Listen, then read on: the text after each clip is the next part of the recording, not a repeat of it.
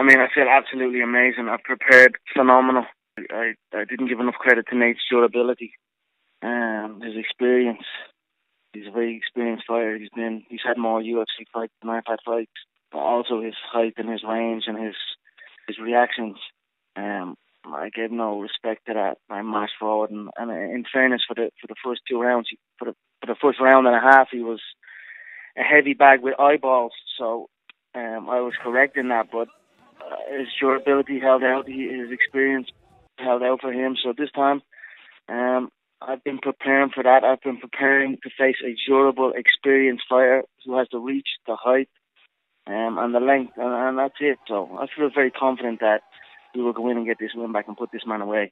This time, I will be, I'm still going to march forward. I'm still going to press him. I'm still going to bust him. There's just going to be a lot more in my tank. I'm going to be a lot more prepared for a man that can stay in there with me. So, but even still, I struggle to give him past round 3. If I was to make a prediction, which I will right now, I believe I will repay the favor and KO him inside the second round. I should be a 2-weight UFC world champion. If I fought Rafael dos Anjos, if he didn't yell that last one and showed up, the shots I cracked Nate in the first 8 minutes of that round would have KO'd Rafael dos Anjos stiff. That's no question. I would be sitting here right now as a 2-weight world champion, but I don't dwell on that. I'm happy that this happened because it forced me to look at my preparation, look at the route I was going. It forced me to reassess, so I'm happy that this happened. But make no mistake, this one means a hell of a lot to me. This one means more than any amount of gold or money combined. I gave up a hell of a lot of money. I gave up opportunities, Hollywood opportunities for this contest. I didn't want to show up to do. I wanted to restrict media. I wanted to solely focus on this. So that should tell you how much this fight means to me, and I've been preparing accordingly. Why do you want this fight again? Like I said before, I've been fighting everybody in the UFC. We've been fighting forever. So if I'm gonna fight, it's gonna be for a big deal fight, not just a fight.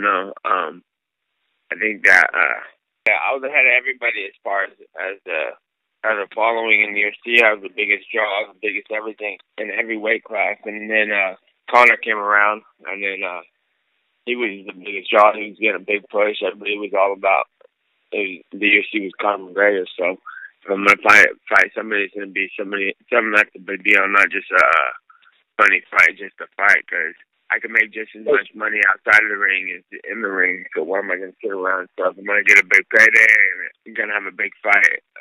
Then I'll fight. If not, then I'm not going to f around no more. When people look back at my career, I'm just a kid that came from nothing and done it. Went all the f***ing way, you know what I mean? And showed up every time. Showed up to fight every time. There's a lot of in this game. I've said it before. A lot of people that claim they want to fight and they want to do this and they want to do that, but they don't do jack shit. I bring it every time, and I'm not afraid of no challenges. And that's it. That's how my career will be remembered. A guy that showed up to fight every single time. Conor, first of all, for you, I know Dana has said that he wants you after this fight to return to featherweight against Aldo. Will you do that? I haven't really spoken about that to anyone about what's next. Who knows what's next? Right now, we're 15 days away from a war, and I'm ready for the war. So that's all I'm thinking of right now. Let's have this war. He's been talking about full camp, I only had 10 days to prepare. If I had a full camp, he wouldn't even have hit me. Well, let's see what that's about. You know what I mean? Let's see what all that's about. So I'm looking forward to going in there and having this fight with this man. It's something I'm really, really looking forward to. Everything else. To see Aldo come back and win that fight against Frankie, I was happy for Aldo. When you see a long-time champion get knocked out like that, the way I knocked him out, I said it then. I felt sorry for him a little bit. How close did it come to the fight not happen? I just know that they wanted it to happen. They needed it to happen. So I didn't have no